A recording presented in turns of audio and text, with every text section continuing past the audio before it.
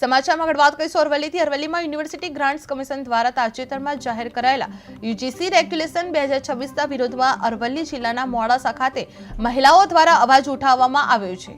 ભગીની સેવા સમાજ મોડાસાની મહિલાઓએ જિલ્લા કલેક્ટર પ્રશસ્તિત પારેખને આવેદનપત્ર આપી રજૂઆત કરવામાં આવી હતી। જે આવેદનપત્રમાં જણાવાયું હતું કે યુજીસી બિલમાં એકતરફી રીતે નિર્ણય લેવાયો છે, જેના કારણે જનરલ કેટેગરીના વિદ્યાર્થીઓ અને સમાજના ભવિષ્યને નુકસાન પહોંચાડે તેવી શક્યતા છે। જે મહિલાઓએ દલીલ કરી હતી કે આ નિયમોના અમલથી જનરલ કેટેગરીના વ્યક્તિઓ માટે અન્યાયકારક પરિસ્થિતિ સર્જાઈ શકે તેમ છે। તેથી બિલની સમીક્ષા કરી તેમાં જરૂરી સુધારા કરવામાં આવે અથવા વિવાદાસ્પદ જોગવાઈઓ દૂર કરીને જનરલ કેટેગરીના હિતોની સુરક્ષા થાય તે માટે સરકાર સમક્ષ માંગ કરવામાં આવી છે। જે મહિલાઓએ યુજીસી રેગ્યુલેશન 2026 તાત્કાલિક અસરથી પાછું ખેંચવાની પણ માંગ કરવામાં આવી છે। જે મોડાસામાં યુજીસી રેગ્યુલેશન 2026નો વિરોધ કરવામાં આવી રહ્યો છે। જે મહિલાઓએ કલેક્ટરને આવેદનપત્ર પાઠવવામાં આવ્યું છે, જે જનરલ કેટેગરીના હિતોને નુકસાનની દલીલ સામે આવી રહી છે। જે યુજીસી બિલમાં સુધારા કરવાની માંગ ઉઠવામાં આવી છે, જે વિવાદાસ્પદ નિયમો પાછા ખેંચવાની પણ અપીલ કરવામાં આવી છે। જે અરવલ્લીમાં મહિલાઓએ યુજીસી રેગ્યુલેશનને લઈને આવેદનપત્ર પાઠવવામાં આવી રહ્યું છે, જે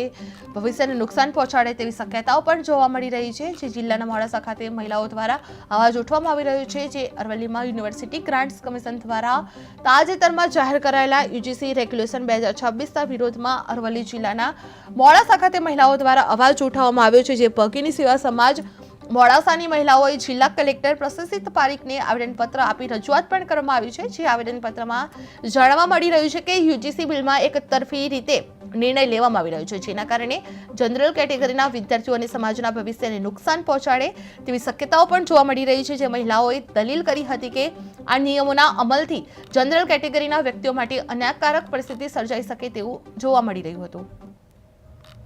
આજરોજ અમે કલેક્ટર ઓફિસમાં યુજીસીના સંદર્ભે આવેદનપત્ર આપ્યા હતા।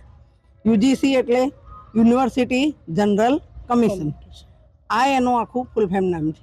આની અંદર દરેક એસટી, એસસી, ઓબીસી, વિકલાંગો, મહિલાઓ દરેકોનો સમાવેશ કરવામાં આવ્યો છે અને એના નિયમો પણ બનાવવામાં આવ્યા છે।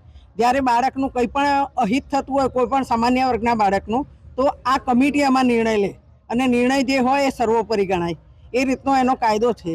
એટલે અમારું કહેવું એવું છે કે આની અંદર જે કમિટીમાં બેઠા છે એમાં પણ સવર્ણ સભ્ય નથી તો હોવા જોઈએ અને દરેકને સરખો ન્યાય મળવો જોઈએ। કોઈ જાતિ, કોઈ ભેદભાવ, કોઈ જ્ઞાતિ, કોઈને બાળકો, દીકરીઓ, કોઈને પણ અમે ભેદભાવમાં માનતા નથી। દરેકને સમાન હક મળે એવું અમે ઈચ્છીએ છીએ। એના માટે જ અમે આજે આવેદનપત્ર કલેક્ટર સાહેબને સુપ્રત કર્યું છે। આજરોજ અમે કલેક્ટર ઓફિસમાં યુજીસીના સંદર્ભે આવેદનપત્ર આપ્યા હતા। યુજીસી એટલે યુનિવર્સિટી જનરલ કમિશન, આ એનું આખું ફૂલ ફોર્મ નામ છે। આની અંદર દરેક એસટી, એસસી, ઓબીસી, વિકલાંગો, મહિલાઓ દરેકોનો સમાવેશ